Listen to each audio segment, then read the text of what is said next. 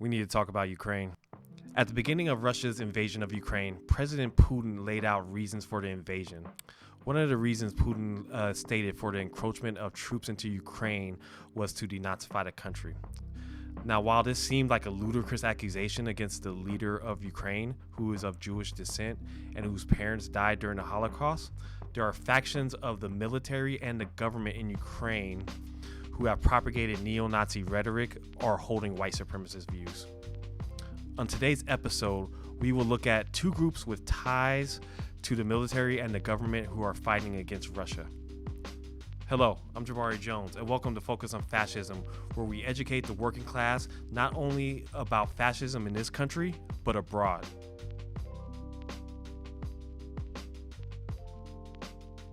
While some mainstream news organizations try to whitewash the situations with Ukraine, we at Focus on Fascism want to provide the viewer with the most accurate information. Now, a brief history from the dissolution of the Soviet Union to modern day. If you want a more thorough investigation into the history of Ukraine, check out the Marxist Project video, Ukraine's Nazi Problem, which will be linked in the description below. When the Soviet Union dissolved in 1991, Ukraine became its own nation, with factions in the East being pro-Russian and factions in the West being pro-West. Many leaders of Ukraine have either been corrupt, carrying out political murders of their rivals or journalists, and even accusations of collaborating with Russia. In the early 2000s, the government at the time wanted a more authoritarian / free market form of government, while the people of Ukraine wanted a pluralistic government. This all came to head in 2004 with what is now called the Orange Revolution. The two candidates at the time, Viktor Yanukovych and Viktor Yushchenko, were pitted against each other in a contentious battle for control of Ukraine. Yanukovych, backed by the outgoing regime, wanted an authoritarian government, while Yushchenko wanted a more pluralistic government. The election was fought with corruption, even leading to the poisoning of Yushchenko and the permanent disfigurement of his face.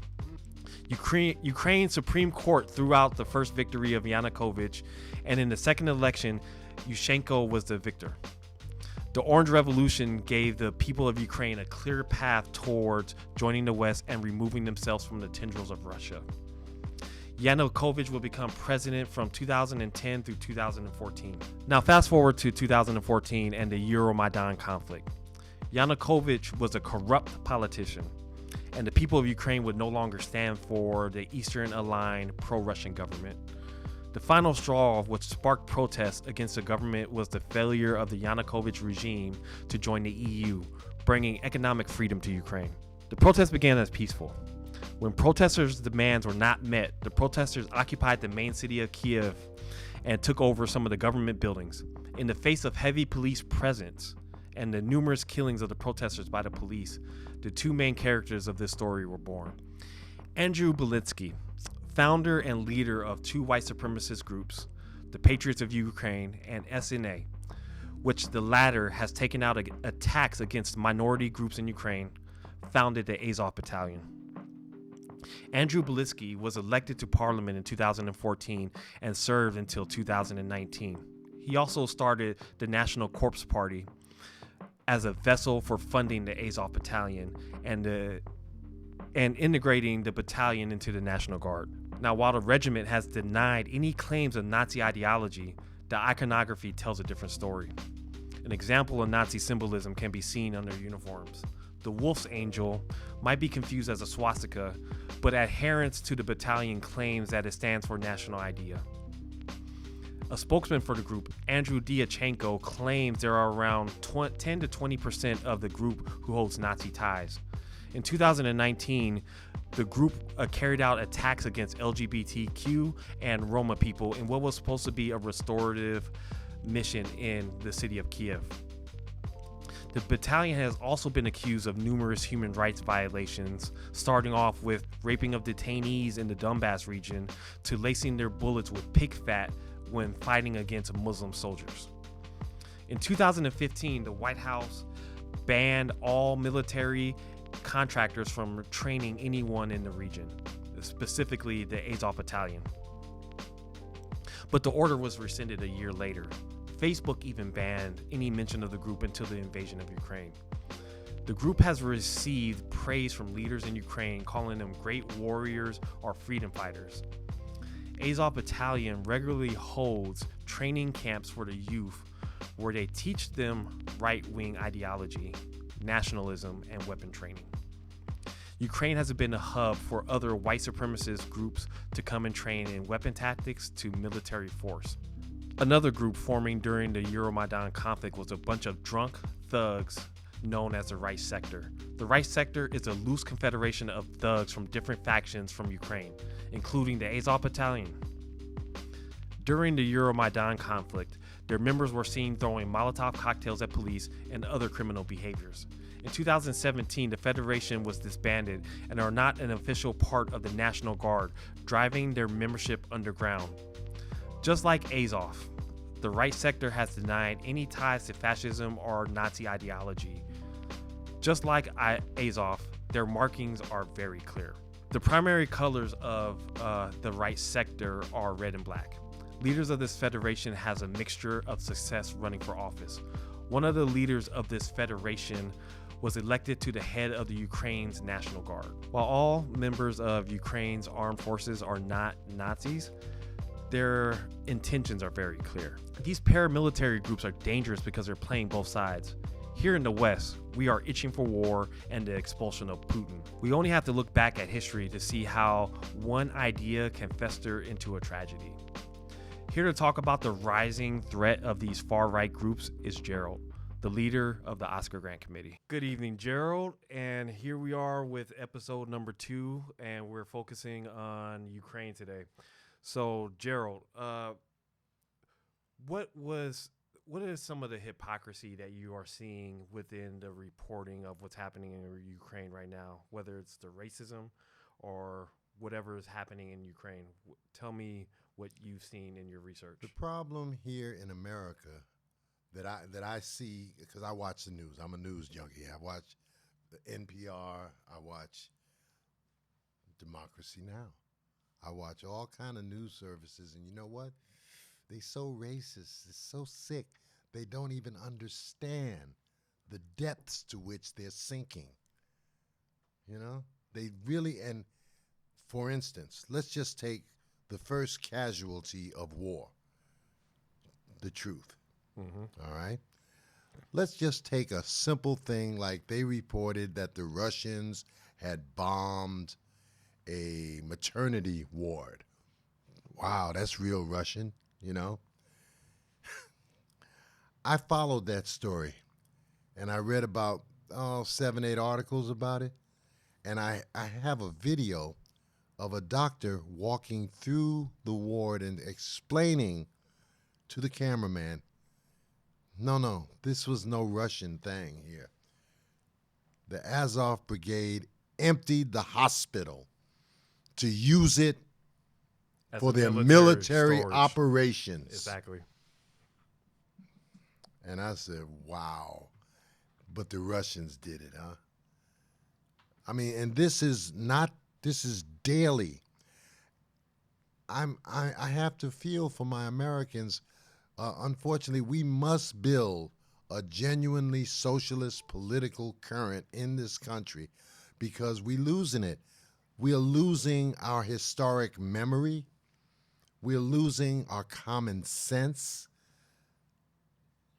and our basic sense of dignity. How are you going to holler about, oh, they killed the Ukraine baby, they killed them?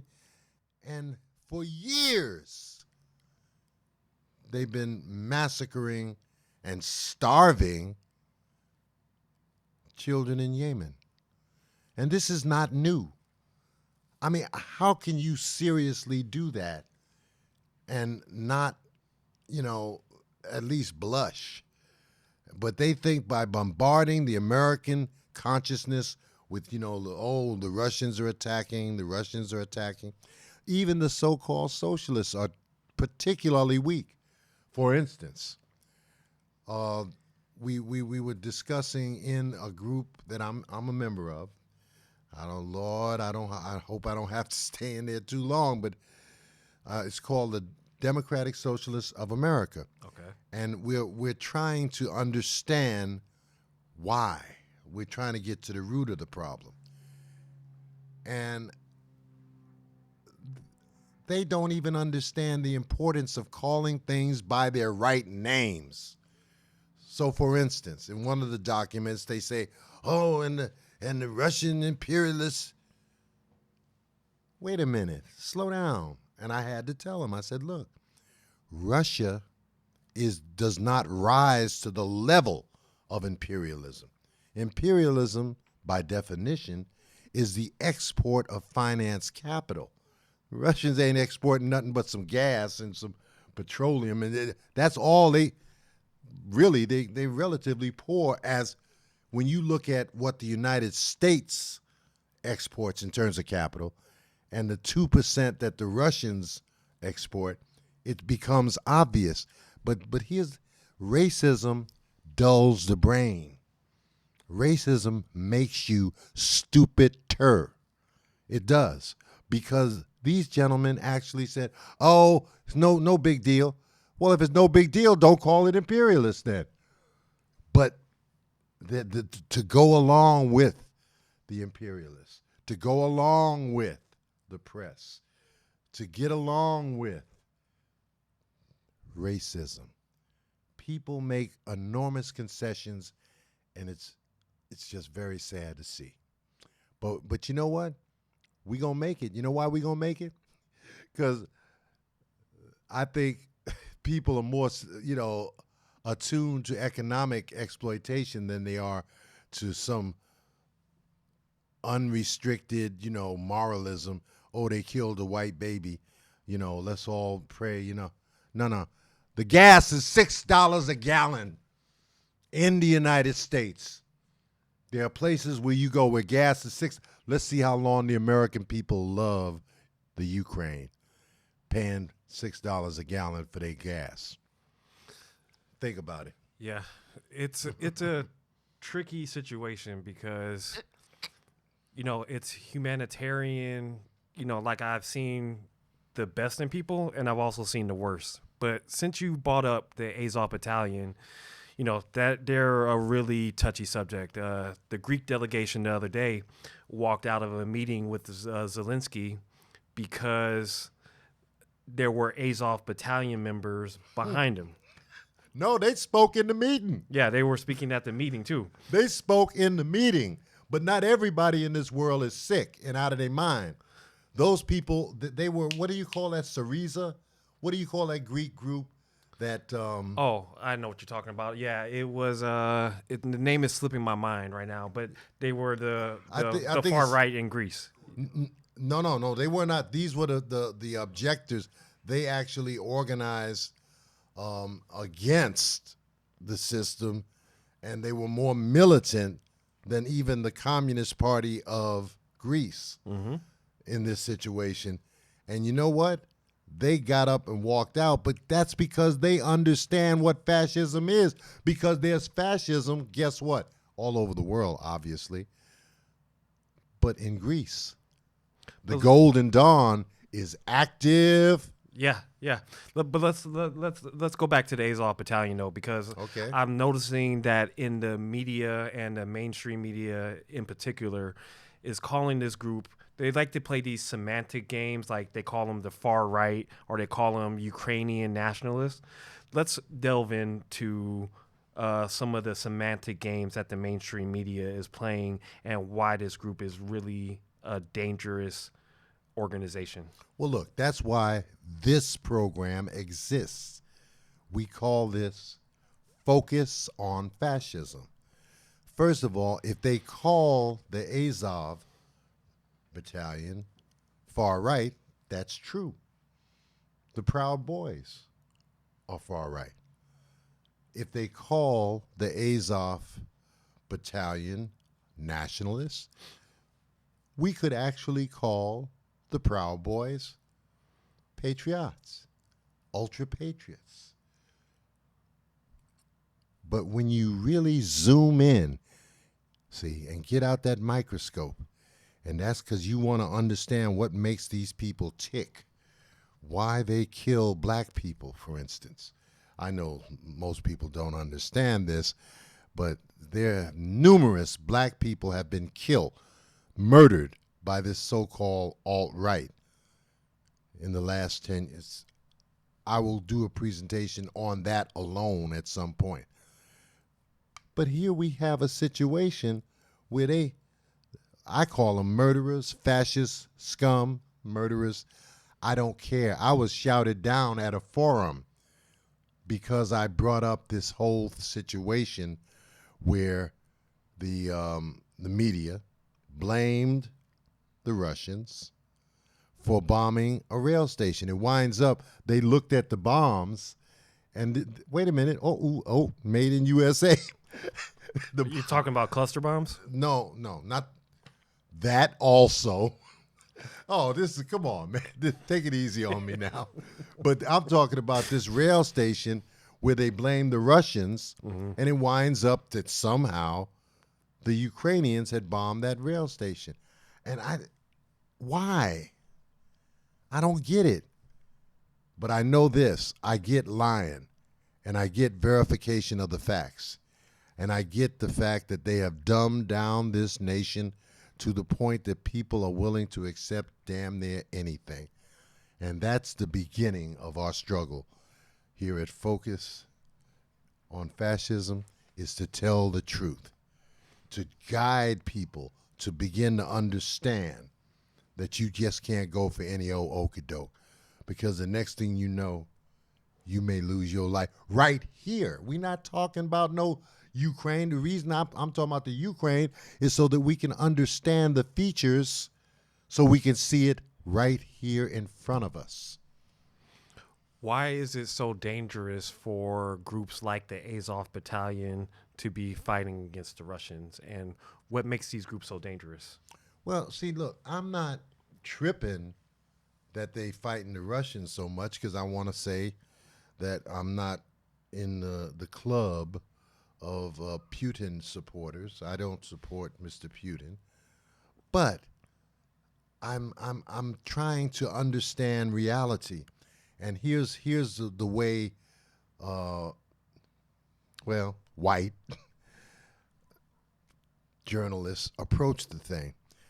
When we said, wait a minute, they got some fascists about over here in the Ukraine, they say, oh, you obsessed with fascism. You are obsessed with the Ku Klux Klan. No, I'm obsessed with the fact that the Klan has murdered and led to the murder of over 3,000 black people in this past century. Now, I said over, it's because I don't have a more accurate figure. Yeah, I'm obsessed with that. The Klan is not some harmless little group of people that just have a drink together. They go out, they terrorize our community, they commit murder in our community of black people, they join police forces and commit further murders in our communities. That's what I'm concerned with, and that's what I want people to see and clearly recognize. Because if we don't, unfortunately, there's a price to pay for ignorance. Are there any other dangerous groups operating in Ukraine, like the Azov Battalion, that has like total autonomy? Yeah, that is dangerous as well. Yeah, well, they got this right sector, and I'm not trying to bore you with details, but let me just show you how it works. For instance, I don't know how many presidents were members of the White Citizens Council or the Ku Klux Klan in America. We know Truman was. No doubt about that, because in the South, when you came up, you had to join the White Citizens Council in order to be a viable candidate. Now, what else did he do? I don't know. You know, did he get out there and light up the cross and all of that? I don't know. But I know this. A number of American presidents were members of fascist organizations in this country. I know you don't like to hear that, but I'm sorry. We have to understand this. This is deep. Well, so what is the tendency of American media is to try to erase the fascist connections to, to this military situation. Number one, why don't they have a military right now? They really don't have a military. They have the National Guard. Yeah, but that's not a military. I'm talking about an army, where you are in the, you're in the army now. Well, they were disbanded when Russia, the Soviet Union. I'm sorry, the Soviet Union was disbanded, and the Ukraine became like its own nation, its own sovereign nation. Well, wait a minute, but why didn't they have an army? Why didn't they start an army? Why didn't they build an army? Because people like Bill Clinton seeked to kind of ramp down tension happening in the Eastern Bloc. That's part of it. That's part of it. And they signed a accord stating that, for one, we will not create any nuclear weapons, or we will not try to obtain nuclear weapons from any other countries like Iran or somewhere like that.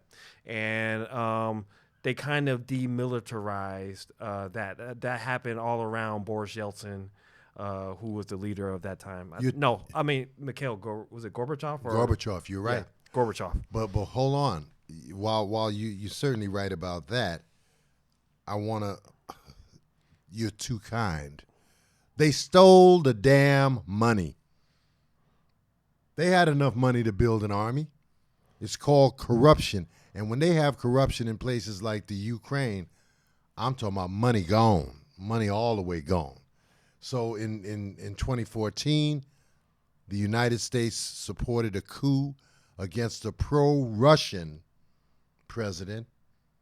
And here's where this right sector and the Azov brigade come in. Our journalists or journalists from our country they have no idea what fascism is, how it works, nothing. So what they do, they say, well, we want to trace the fascists. Let's go and look at the election results, and let's see how many people were right sector candidates, how many people were Azov Battalion candidates. And when you see, well, they didn't even have 2% of the vote. Does that mean they don't exist? No, I think you're a little bit confused on that one. So the Euromaidan protest, which happened in 2014, it was sparked because there's a lot of Vladimir, I think it's Yushchenko or Yanukovych. It was Yanukovych was the first. Yeah, Yanukovych was the pro-Russian leader that they had the coup against. Because they had some fraught elections that happened back in 2013. They ran it again, and there was found to be political corruption. So the Supreme Court of Ukraine struck down the Yanukovych's presidency, and then that's when the right sector actually started in. So the leader of the Azov Battalion was actually a famous Nazi in Ukraine. His name is Andrei Belinsky, and I'm sorry if Bandera. No. I'm talking about modern day. Modern day. The modern day founders of. I know about the Bandera and the what do they call it? Not the Bund, but the UAB, which is like the Ukrainians' version of like supporting of the Nazis. Anyways, though, so Andrei Belitsky, who was already part of neo-Nazi groups, formed the Azov Battalion during the Euromaidan protests. But you're missing the point. You were gonna. I was waiting to hear how I was confused. I don't think I was, because here's why. They weren't part of the election. That's what I was. No, I know that. But at that time. Listen to me. They were looking down the wrong hole because of their limited political intelligence. They're looking I'm looking at 50,000 fascists marching in the street. Now, 50,000 is not the majority of the country, but that's a substantial force. That's what I'm pointing out. That in fact is not I, but it's the American media and their journalists that even when they try to discover the truth, they are too blind to find it. See? So they said because they didn't see any election stuff where Azov or right sector, clearly won out, that therefore fascism doesn't exist. Well, guess what? Until, what was the 90s, the Klan generally never ran in its own name in America. Does that mean that the Ku Klux Klan didn't exist? Think! No, of course. Think! Of course. So these people are incapable of thinking, but they want to tell you how to think, what to think. You see? This whole thing, unfortunately, I got this stuff coming out of my ears, but what they have set up is a situation where fascists are in the leadership of the army, of the intelligence, and the police force. And let's not forget also, too, the oligarchs supported them as well. Oh, the oligarchs of Ukraine supported them as well. well. The oligarchs here support them. That's the point. The oligarchs here support them. Oh yeah, I mean, I mean, Joe Biden gave them like $2 billion already in military aid.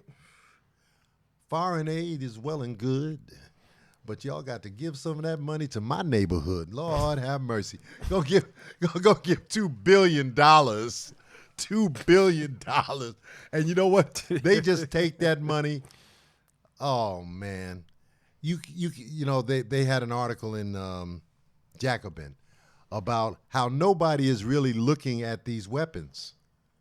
They're not looking at what happens to this $1 billion worth of weapons. Well, unfortunately, they sell them on the world market. They do all kinds of stuff with it because if nobody's watching, you can bet that it's going to be some kind of corrupt outcome.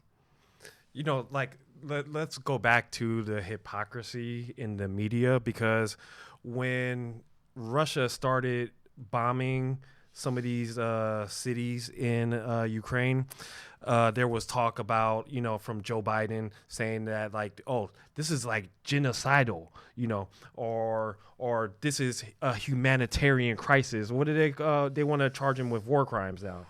They want to charge Mr. Putin with war crimes, right? Who will charge the United States? But hold on. But answer that question. Oh, nobody's going to charge you. And therefore, that's the hypocrisy. Yeah. The United States is not even a part of the world court. Period. But they were trying to blame, it was funny though, because they were trying to blame, Russia for throwing out cluster bombs, right? Which is against the... But they make them here. But they make them here, though. I think the Russians must have bought them from the United States. Yeah. They say big bold letters, made in the USA, Russia, the United States, and Ukraine were all three countries that never ever signed that pact to not use those cluster bombs. They call them something else. They call them the cluster bombs is close enough. We know. Just for our listening audience, cluster bombs are basically just a bag, a big barrage of. They're indiscriminate weapons. That's what they call them. But people need to see they're like little grenades. Look at them like little grenades, and they all go off on their own time. So some of them don't go off, and when kids, unfortunately, they're there when the war's going on, and they're nice and red and yellow, and well, I tell you, I was an adventurous child. Kids pick those things up, boom, they're gone. They're still having problems in the Middle East. People are still getting killed to this day. People in Vietnam are still being killed because of cluster bombs and mines. And by the way, once again, the United States never signs the World Treaty to eliminate mines and cluster bombs. Yeah. But they're going to tell other people what to do. This is a joke, a cruel joke. but a joke nonetheless. So in this conclusion, I want to deal with some of the racism that I've found in Ukraine. Recently, the Peace Corps sent out a memo stating that telling all the people of color, specifically the black people in Ukraine, to not take offense to being called either a monkey or a nigger. Okay, so let's delve into some of the racism that happens in Ukraine, right? I'm sorry, man. How do you write a memo telling people don't take offense? I mean, this is how deep this is. So we all saw the images of the Africans trying to escape, Ukraine and flee to other countries, and them being denied entries into the trains. We also have seen in this country alone, thousands of Ukrainians at the Mexico border. Okay. And Joe Biden is bending. They're letting him in. They're letting them in. He's can't let him in fast enough. Yeah, can't let them in fast enough, right? But like Come summer, on, Ivan. Come on to the front of the line. Yeah, come on, Ivan. But last summer they were caught whipping Haitian citizens. Haitians, if you guys don't know, were escaping political turmoil in Haiti because they were treated differently. Let's just say they were treated differently. Okay, so let's talk about some of the hypocrisy in the media about the racism and the denial of racism treatment in Ukraine, please. Well, I'm flabbergasted because I don't know. And I'm not, into identity politics and all of that stuff. I pretty much, I want to see the solution, and that is a class war. Again, what we have now is a one-sided class war where the billionaires just, stomp on the oppressed all the time. I would like to turn that around. I would like to see a class war and the faces of the working class. Olive, white, black, brown. That's what I want to see go down. But unfortunately, we can't have that kind of war unless we stop fighting each other. Mm-hmm. We can't have that kind of war unless we understand who our enemy is. And we're not, on the beck and call of some bogus media, project where it's just shameful. And it's kind of sad, though, when you think of it, because we seeing an erasure of human consciousness in this country, the likes of which I didn't expect. I expected people to see right away, well, wait a minute now. So you only get upset when you see white people getting bombed? I expected that kind of skepticism. We haven't seen enough of that. So I tell you what, that's why Focus on Fascism is different from any program that you can find that tries to communicate with the public about fascism, because we don't hold back. Not on the basics, the A, B, and C. The cops and the Klan go hand in hand, and we're seeing it now like we have never seen it before in our lives. So in conclusion, is there anything else you want to add to this discussion about Ukraine? I feel bad for the Ukrainian people, man. I really do. I don't want you to think that I'm callous when all this murder and this bombing is taking place. But I can't lose my mind. I'm not willing to surrender my mental faculties in order to show sympathy towards people, when in fact we got an infection going on there in the Ukraine, and it's the same infection that we have in this country. We at Focus on Fascism are definitely anti-war. The war that Putin started is very abhorrent, and in no way are we condoning any of the actions that Putin has taken against the Ukrainians. But we feel that the mainstream media has either tried to whitewash the issues of Ukraine or tried to make Belinsky a national hero. So thank you for joining us on this episode, and please tune in where in the next episode we are going to talk about the rising fascism with the police. Thank you very much.